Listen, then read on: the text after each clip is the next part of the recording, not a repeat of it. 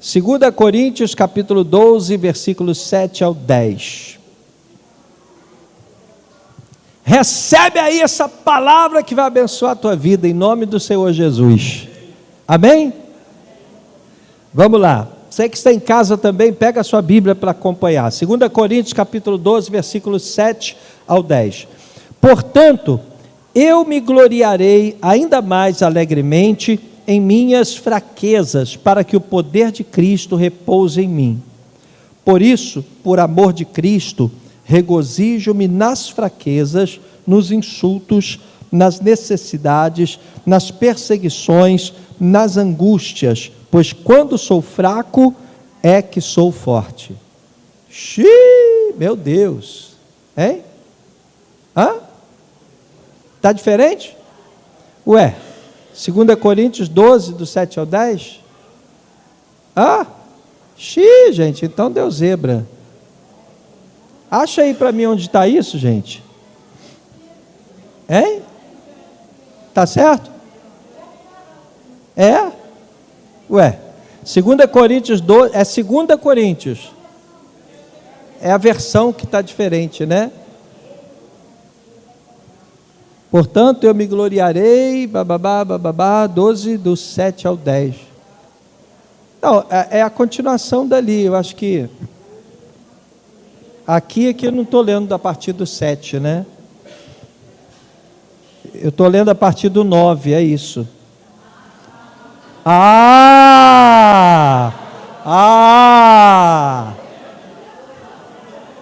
Vocês gostam da coisa dos mínimos detalhes.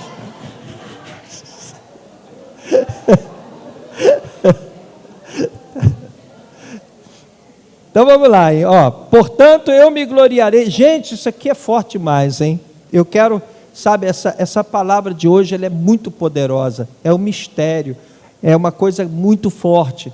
Se você receber essa palavra, com certeza você vai sair daqui fortalecido e amadurecido. Porque o apóstolo Paulo, ele diz aqui algo tremendamente incoerente. Ele diz aqui que ele se alegra Quem é que se alegra nas fraquezas? Ele diz, eu me alegro nas fraquezas para que o poder de Deus, o poder de Cristo repouse em mim. Eu me regozijo, regozijar é se alegrar, né?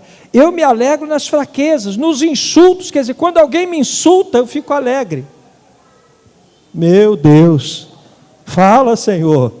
Nas necessidades, nas perseguições eu me alegro, nas angústias meu Deus do céu, a gente tem que entender esse negócio aqui, hein? E aí ele encerra dizendo, pois quando sou fraco, é que sou forte. É um mistério, né? A gente precisa entender essa revelação, porque ela é muito importante, ela é muito forte. Meus queridos, a verdade é que desde os tempos mais antigos, o homem se preocupa sempre em passar que é forte. Já começa com Adão e Eva, eles queriam ser tal como Deus, queriam ter a mesma sabedoria de Deus, o mesmo conhecimento, por isso que foram expulsos do paraíso. Você pega, em todo o tempo, você vê que existe uma tendência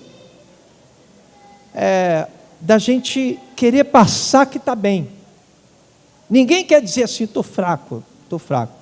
Na época da pandemia, eu fiquei assim muito encantado com aquela Isadora Pompeu, essa cantora, adoradora, né? Isadora Pompeu, porque convidaram ela para participar de uma live. Naquela época estava todo mundo de máscara e ninguém podia ir para a igreja, e aí ela foi participar de uma live. E quando ela chegou nessa live, eu estava assistindo, ao vivo, ela chegou lá e disse o seguinte, ela falou assim, olha, eu queria que os irmãos orassem por mim, porque eu estou sentindo uma vontade de tirar a minha vida, eu estou sentindo um desejo de tirar a minha vida, estou angustiado, estou depressiva, eu estou querendo tirar a minha vida. E na época ela foi muito criticada por isso, mas eu achei um gesto de uma grandeza tremenda, porque ela disse a verdade. Ela chegou ali diante das câmeras para milhares de pessoas, e ela disse: olha, eu estou fraca, eu estou debilitada, eu preciso de oração. Eu que nem me ligava muito nela, passei a respeitá-la muito por causa desse gesto. A gente vê que as pessoas querem sempre passar que estão bem, ninguém quer dizer que está mal. É engraçado você ver nas redes sociais, dificilmente você vai pegar nas redes sociais e vai encontrar uma pessoa dizendo: olha, eu estou fraco, eu estou isso, eu estou sem dinheiro, eu estou sem grana. Não, a pessoa às vezes não tem dinheiro para nada, ela vai num restaurante um dia que ela vai pagar aquilo, vai sofrer para pagar aquilo ali, aí tira uma foto, publica, para dizer que está bem. A pessoa vai para um lugar bonito, está passeando num lugar bonito, a primeira coisa que ela faz é tirar uma foto, porque as pessoas querem passar que estão bem. É impressionante isso. Todo mundo quer passar que está bem, inclusive espiritualmente. Tem muita gente que, eu já conheci pessoas que até falavam em línguas para poder mostrar para as pessoas que estavam cheias do Espírito Santo. Quando, por exemplo, uma pessoa puxa muito no S do aleluias, eu já fico meio bolado. Glórias! Quando estala muito no final assim, a gente fica meio alarmado com aquilo, porque as pessoas querem passar que estão bem, o tempo inteiro as pessoas querem dizer que estão bem, ninguém quer dizer que está mal. É difícil a pessoa chegar: não, vem cá gente, eu não estou bem, eu estou mal, eu estou assim, eu estou assado. E o apóstolo Paulo, ele tinha tudo para se sentir forte. Aí mesmo onde nós lemos, aí vamos ler um pouco antes, 2 Coríntios capítulo 12, do verso 2 ao 5, já tem o que eu quero, do verso 2 ao 5, lê aí na sua Bíblia. Olha como o apóstolo Paulo, ele tinha tudo para dizer: eu sou forte, eu sou especial, eu sou melhor do que a maioria das pessoas. Olha o que ele escreve aqui, conheço um homem em Cristo, ele está falando dele mesmo aí. Eu conheço um homem em Cristo que há 14 anos foi arrebatado ao terceiro céu. Meu Deus, quem foi arrebatado até o terceiro céu? E ele disse: eu fui. Ele está dizendo: eu conheço um homem, se referindo a ele mesmo. Se foi no corpo ou fora do corpo, não sei, Deus o sabe. Foi arrebatado ao paraíso e ouviu coisas indizíveis, coisas que ao homem não é permitido falar. Nesse homem me gloriarei, mas não em mim mesmo, a não ser em minhas fraquezas. Ou seja, Paulo, que tinha ido até o terceiro céu e tinha escutado coisas indizíveis, ele foi arrebatado e levado ao paraíso, e ele disse: eu me glorio nas minhas fraquezas. Eu acho lindo, eu gosto demais do apóstolo Paulo, sabe? Gosto demais, porque ele é transparente. Eu amo essa transparência do apóstolo Paulo. Dois personagens bíblicos que eu amo, é Davi e Paulo. Sou apaixonado por esses dois, porque eu me identifico muito com o posicionamento desses dois. Paulo pega uma carta, vai escrever uma carta para o auxiliar dele. Note bem, ele está escrevendo uma carta para o auxiliar dele, para o obreiro dele. Naturalmente, o que ele deveria fazer? Ele deveria passar: não, sou forte, sou teu bispo, cara, sou teu líder, você é meu auxiliar, você está diante de um cara que é fera, sou de oração, sou consagrado. Olha o que ele escreve olha o que ele escreve pro obreiro dele, né? O que ele escreve? 1 Timóteo capítulo 1, versículo 15. 1 Timóteo, ele está escrevendo para Timóteo, que era o parceirão dele, era o obreiro dele, era o auxiliar dele. E ele diz assim: esta palavra é fiel e digna de toda aceitação. Cristo Jesus veio ao mundo para salvar os pecadores, dos quais eu sou o pior. Mas como isso? Como é que o cara vai dizer para o liderado dele, para o obreiro dele, olha, de todos os pecadores que você conhece, eu sou o pior? Não é meio ilógico isso? É meio estranho, né? Tem um mistério aí que a gente tem que entender. É um princípio, é uma verdade bíblica que a gente tem que entender, a gente tem que assimilar. Então Paulo, aliás, ele vai escrever para um... Era para ele botar ali que ele era bom, ele tinha ido terceiro céu, ele ouviu coisas indizíveis. Nem sabia que existia essa palavra, coisas indizíveis, coisas que não se diz. E aí ele diz para o auxiliar dele, registra isso, para que a gente pudesse ler até hoje.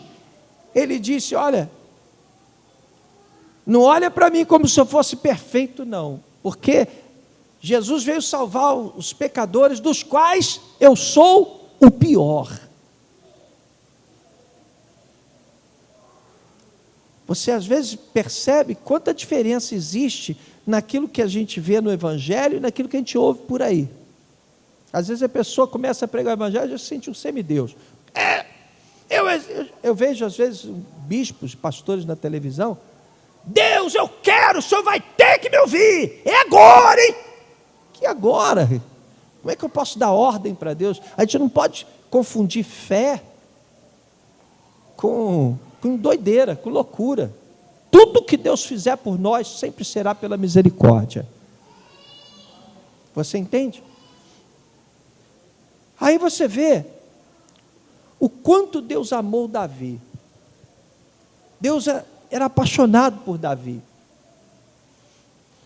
Aí alguém diria assim, não, peraí, Deus é apaixonado por Davi porque Davi era um homem santo, íntegro. Davi, ele não pôde construir o templo. Deus disse, ó, você não vai construir o templo não, que a sua mão está manchada de sangue. Quem vai construir o templo vai ser teu filho. Interessante isso. Mas a Bíblia diz que Davi tinha um coração segundo Deus. Aí você vai ver a história de Davi, você vê que Davi cometeu erros absurdos, e dentre esses erros está talvez o mais equivocado erro que ele já cometeu, que foi o adultério, quando ele tomou a mulher de Urias. Esse erro foi um vexame na história de Davi, e depois ele ordenou que o marido dela fosse para a pior frente de batalha, para que ele fosse morto, para ele ficar com a mulher. E é interessante a palavra do Senhor, eu não sei se você sabe, que Salomão, o homem que herdou a bênção de Davi, o homem que deu seguimento à bênção, aquele que construiu o templo do Senhor, era filho de Betseba com Davi, filho da mulher com a qual Davi havia pecado. São as incoerências que a nossa mente não consegue entender. Você consegue compreender o que eu estou falando? Aí Deus diz que tem um coração segundo Deus, Davi tem um coração segundo Deus. Mas por quê? A gente não entende. Por que Davi tem um coração segundo Deus, se ele foi capaz de cometer um erro tão absurdo? Aí a gente começa a entender quando a gente vai ler o Salmo 51. O Salmo 51 é um desabafo de Davi, quando ele é advertido pelo profeta Natã. Natã chega para ele, ô rei, olha só, tem um cara aí que tem um monte de ovelha, ovelhinha à vontade. Aí ele recebeu uma visita na casa dele, ao invés dele pegar uma ovelha dele para matar, Ele pegou a ovelha de um outro cara que só tinha uma ovelhinha e matou a ovelha para a visita dele, como ele não quis matar as ovelhas dele. Aí Davi disse: esse cara não presta, esse cara é horrível. Aí o profeta falou: pois é, esse cara é você. Você que pegou a mulher de Urias lá, você tem tudo, te dei tudo, você tem tudo, você é o rei. Você foi pegar a ovelhinha dele lá, você foi pegar a mulher dele, a única mulher que ele tinha. E Davi se arrependeu do seu erro. E diz a Bíblia Sagrada, no Salmo 51, ele escreve, ele põe no papel aquilo que ele sente. Como é que está o coração de Davi? Ele diz, Salmos 51, nós vamos ler os primeiros 5 versículos. Tem misericórdia de mim, ó Deus, por teu amor, por tua grande compaixão, apaga as minhas transgressões, lava-me de toda a minha culpa e purifica-me do meu pecado, pois eu mesmo reconheço as minhas transgressões e o meu pecado sempre me persegue. Contra ti, pequei e fiz o que tu reprovas, de modo que justa é a tua sentença. Quer dizer, o que o Senhor fizer contra mim, o Senhor tem razão de fazer, e tens razão em condenar-me. Sei que sou pecador desde que nasci, desde que me concebeu a minha mãe. Você sabe o que é isso? Isso é quebrantamento. Isso é ser transparente. Isso é não ser falso. Isso é não ser religioso. Davi entende que ele havia errado. E você acha que Deus espera ou esperava que ele fosse perfeito? Você acha que Deus espera que você seja perfeito? Quando aquela mulher foi apanhada em flagrante adultério, já que a gente está falando de adultério, aquela mulher foi apanhada em flagrante adultério e levada até Jesus. Os homens religiosos queriam apedrejá-la. E Jesus disse: aquele que estiver sem pecado algum, atire a primeira pedra. E os homens, foram embora. Ninguém quis atirar pedra. O interessante é que depois Jesus disse: mulher, onde estão os que te condenavam? A mulher disse: acho que eles não me condenam mais, que eles foram embora. E Jesus disse: eu também não te condeno. Vai e não peques mais. E eu pergunto para você, será que Jesus tinha de fato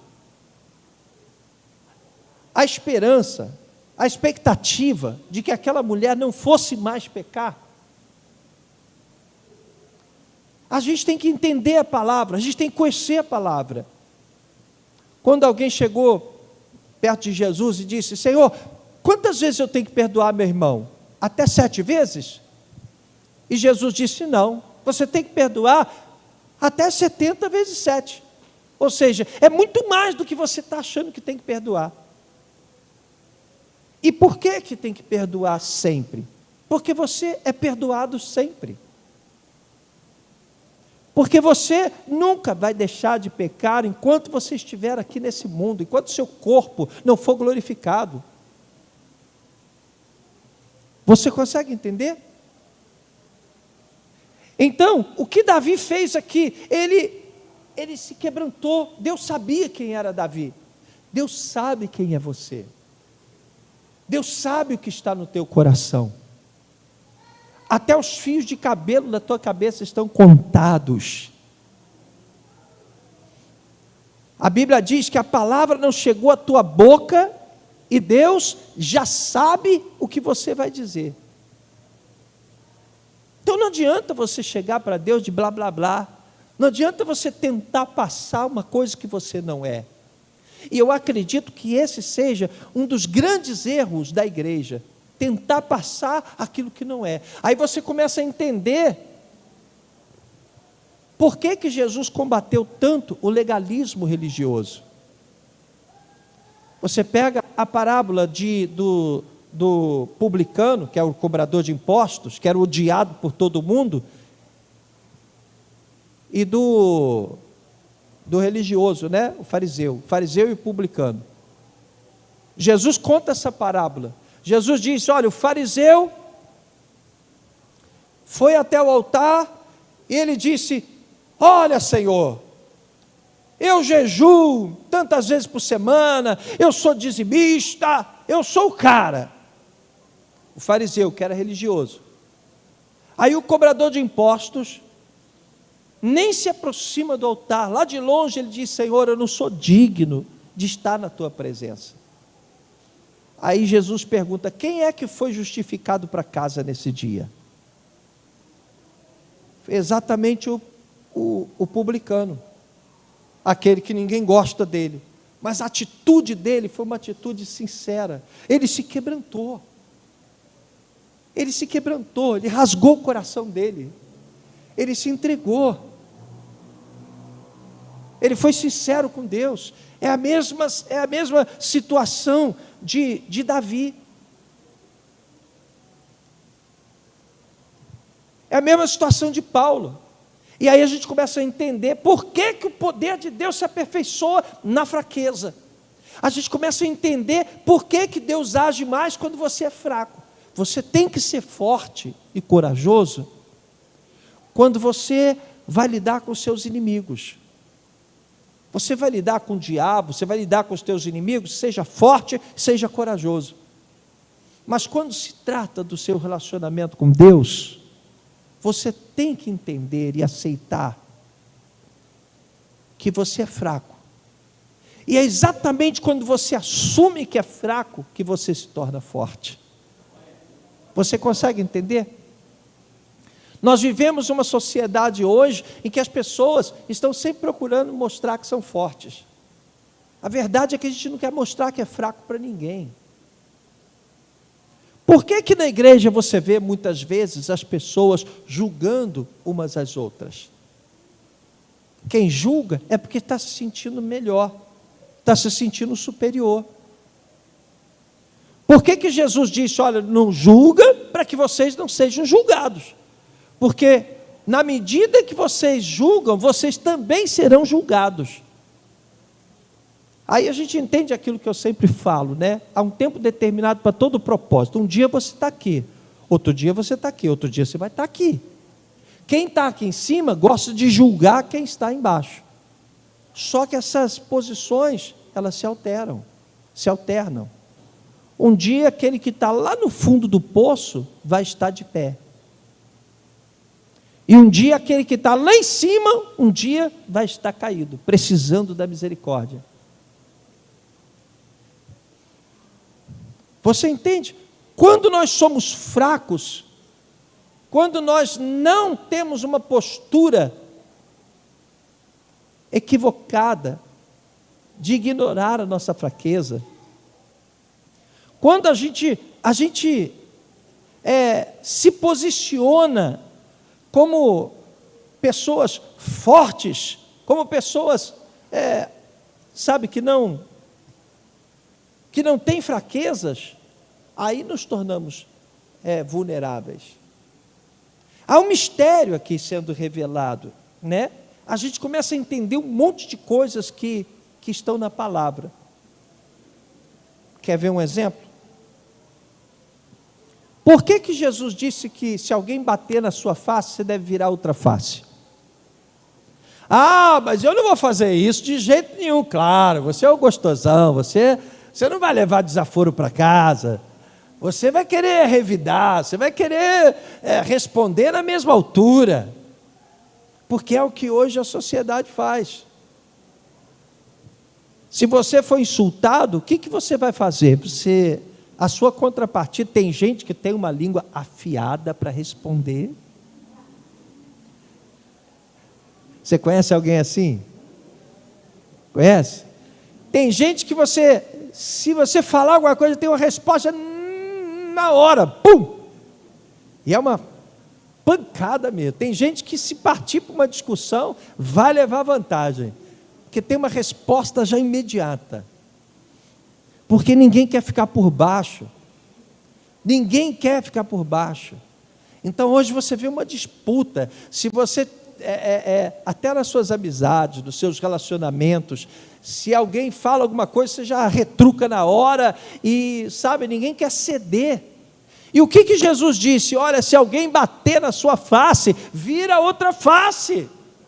Se alguém roubar a tua túnica, dê também a capa. Ou se roubar a capa, dê a túnica, não sei qual é a sequência disso. Entendeu? Se alguém obrigar você a caminhar 1 milha, anda 2. O que Jesus está dizendo? Olha, deixa comigo. Se alguma coisa tem que mudar, se eu tenho que vingar alguma atitude que fizeram contra você, a vingança pertence a mim. Você está entendendo? Então, quando a gente começa a ler a palavra do Senhor, a gente entende que é quando a gente se coloca com fraqueza, a gente começa a entender a fraqueza, é que a gente se torna forte. Você consegue compreender isso? Quando você começa a se quebrantar, começa a achar que você não vai conseguir, é que você consegue. É um mistério. Jesus disse, olha, se você lutar para salvar a sua vida, você vai perder. Se você perder a sua vida, você vai ganhar a sua vida. Você consegue entender? É uma coisa muito louca, muito estranha, mas é uma grande revelação. É preciso que você se coloque diante de Deus. O nome disso é quebrantamento. Quebrantamento. Quebrantamento é você chegar perto de Deus e rasgar o seu coração. Eu ia ler inicialmente aqui a história de Ana. Ana não podia ter filhos. E naquela época, se o cara se casasse com uma mulher e ela não pudesse ter filhos, ele se casava com outra mulher para ter filhos. E Eucana tinha 2 mulheres, era Ana e Penina.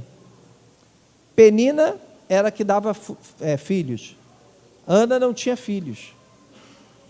E o que acontecia? Ana sofria demais, porque Penina ficava maltratando ela pelo fato dela não ter filhos. O que é que fez Ana? Diz a Bíblia Sagrada que Ana, ela foi para o templo, né? Todo ano, Eucana pegava suas mulheres e ia para o templo, para adorar. Todos os homens daquela época tinham que ir, uma vez ao ano, tinham que ir a Jerusalém para adorar no templo, para oferecer suas ofertas. E ele amava a mulher que ele tinha, a Ana, amava mais do que amava a Penina. E o que a Ana fez? Mais uma vez ela foi para Jerusalém, Penina lá, está vendo? Você não tem filho, você não sei, né? E a Ana se entristecia com aquilo. Ela estava angustiada, ela estava muito triste, está em 1 Samuel, capítulo 1. Ela estava muito triste, estava muito machucada, muito ferida. E o que ela fez? Ela foi para os pés do Senhor. E ela começou a falar. O sacerdote viu, pensou até que ela estivesse embriagada. Porque ela não falava, só ficava mexendo a boca. E ali ela rasgou o coração dela. E Deus deu vitória para ela. E ela engravidou e teve um filho que se tornou um marco na história do judaísmo e, consequentemente, do cristianismo, que foi o profeta Samuel, grande profeta Samuel. Você consegue entender? Quebrantamento é você chegar diante de Deus, como Davi chegou: Pai, eu pequei contra ti, eu fiz o que era mal aos teus olhos. Você não tem medo de dizer: não, eu não estou bem. Você não tem medo, receio de dizer: não, eu sou um miserável, eu preciso da misericórdia do meu Deus. É você ser sincero com Deus. É você abrir o teu coração diante do altar. Você não tem que provar para ninguém que você é bom, que você é perfeito, que você não erra, que você tem caráter. Você não tem que provar nada para ninguém. Você não tem que provar isso para Deus, porque o Senhor conhece todos os seus passos. Ele conhece todos os seus pensamentos. Ele sabe quais são os seus pontos fracos. Por isso é que às vezes eu falo aqui, não que eu esteja dizendo para você que o pecado é algo bom, que você pode pecar à vontade, que isso não vai te trazer nenhum prejuízo. Não é isso. Mas você não pode se limitar na presença de Deus porque você tem um pecado. Você não pode deixar de estar na presença do Senhor porque você Teve uma mulher que eu conheci que falou para mim que não se firmava na igreja, nunca ceava na igreja, porque ela tinha um marido que era alcoólatra, e o marido fazia muito ela pecar, porque ela odiava o marido. Ela ficava com raiva, porque o marido chegava embriagado em casa e maltratava ela. E ela xingava o marido, ela ficava com ódio do marido. E ela disse, eu não posso cear, não posso participar de nada. Quer dizer, na época eu me lembro que eu falei para ela, mas filha, veja bem, Deus não espera que você seja uma santa a ponto de não se irar. É bom que você não faça isso, mas você é ser humano. Você é ser humano. Diga para quem está do teu lado, você é ser humano. Um dia você vai estar bem, no outro não. Você conhece aquela pessoa que acorda de manhã mal-humorada e não quer nem falar com ninguém? Tem dia que você acorda de bem com a vida, dando bom dia para todo mundo. Bom dia! Esse é mais um dia que o Senhor nos fez, aleluia! Tem dia que a pessoa acorda no mau humor, né? Tem dia que as pessoas acordam com mau humor, acorda azeda, tem dia que a pessoa fica azeda o dia inteiro, porque a gente está sujeito a essas emoções. Assim também a nossa vida com Deus, vai ter fases da sua vida que você vai estar muito bem, mas vai ter fases que você não vai estar. Por isso é que você não deve julgar a ninguém, porque às vezes você olha para o irmão e vê o irmão está numa fase difícil, uma fase ruim. Tomara que ele não saia da presença do Senhor, que essa fase vai passar e ele vai se levantar. Por que a gente não exclui ninguém aqui da igreja? Porque pecou. É porque a gente aprova o pecado? Não. É porque a gente sabe que tem aquele momento que a pessoa pode estar fraca, mas isso não significa que ela vai deixar de ser filha de Deus.